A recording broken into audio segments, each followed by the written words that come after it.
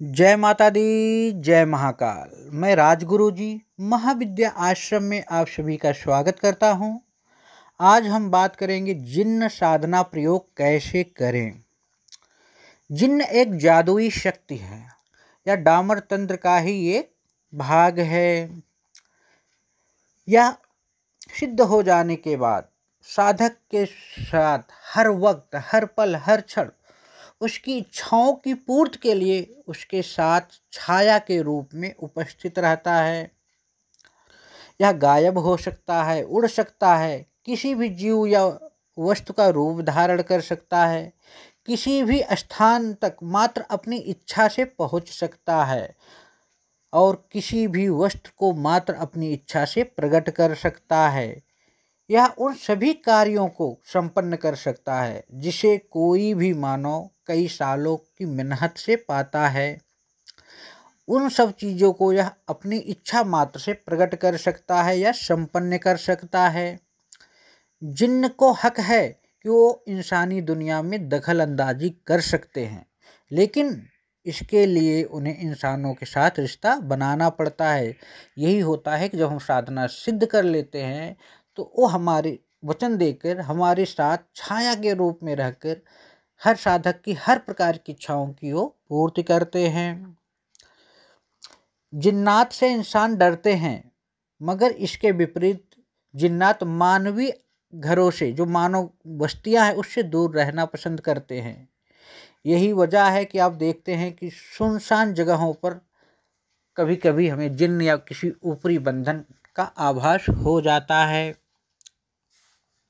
जिन्नात सभी मानव के तरीकों से रहते हैं। जैसे हम भी शादी करते हैं ना, वैसे ही जिन्न भी शादी करते हैं, बच्चा पैदा करते हैं। तो जिन्नातों की जो दुनिया है वो अपनी एक अलग दुनिया है। जिन्नात अपने असली रूप में बहुत कम दिखते हैं। ज़्यादातर वो मानवीय शक्ल इख्तियार करते हैं या इंसानी वजूद में हमारे सामने आ जाते हैं। देखते ना, किसी के ऊपर कोई सवारी हो जाती है। याद रखिए, इंसानों का वजूद मिट सकता है मगर जिन्न का वजूद कभी मिट नहीं सकता है। जिन्नात इंसानों को समझने की ताकत रखते हैं। जिन्नात बहुत ही जल्द इंसानों को अपना दोस्त भी बना लेते हैं, इसलिए साधना के माध्यम से इन्हें सिद्ध भी किया जाता है। जिस तरह हम भूत, प्रेत, डाकनी, शाकनी, ब्रह्म, पिशाच, जिन्नात की साधनाएं संपन्न करते हैं।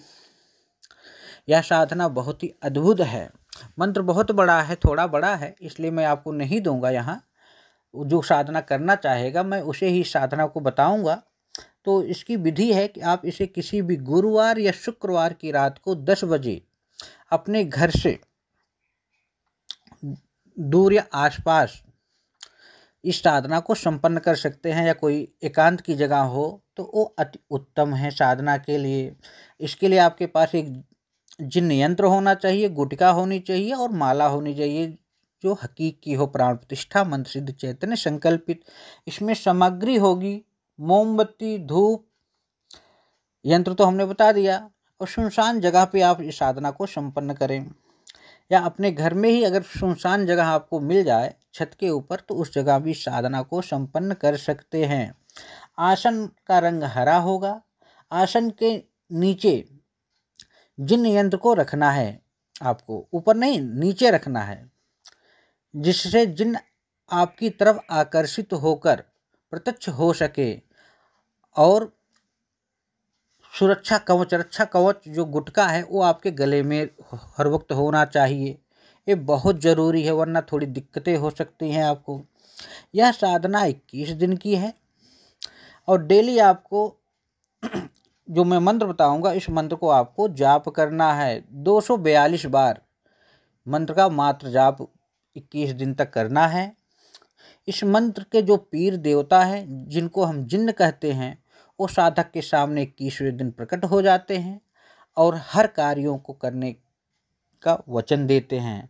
परंतु प्रत्यक्ष होते ही साधक को देवता से, मंत्र के देवता या जिन्न देवता से, उनसे वचन ले लेना चाहिए। ये साधना बहुत ही सरल है, सुगम है। याद रखिए, साधनाएं कोई भी कर सकता है। जिन जिन्नात मुसलमानों में होते हैं, और वही हम हिंदुओं में जो होता है वो होता है भूत प्रेत डाकनी शाकनी ब्रह्म पिचास जिन पिचास। तो इसलिए इस साधना को सिद्ध करने में कोई दिक्कत नहीं, परेशानी भी नहीं है। हाँ, कोई चीज़ इतनी आसानी से भी नहीं मिलता है। तो यंत्र माला होना बहुत ज़रूरी है। डामर तंत्र के अंतर्गत ही साधना को रखा गया है। तो इसलिए कोई दिक्कत परेशानी हो तो आप हमसे भी संपर्क कर लीजिए, अपने आसपास किसी योग गुरु से भी संपर्क कर सकते हैं, कहीं से भी, लेकिन गुरु के सानिध्य में ही रहकर इस साधना को संपन्न करना है। इसी तरह आप हमारे महाविद्या आश्रम चैनल को सब्सक्राइब करें, बेल आइकन को प्रेस करें, लाइक करें, जिससे कि समय समय पर जो साधनाएं बताई जाएं आप तक पहुंचती रहें। जय माता दी, जय महाकाल।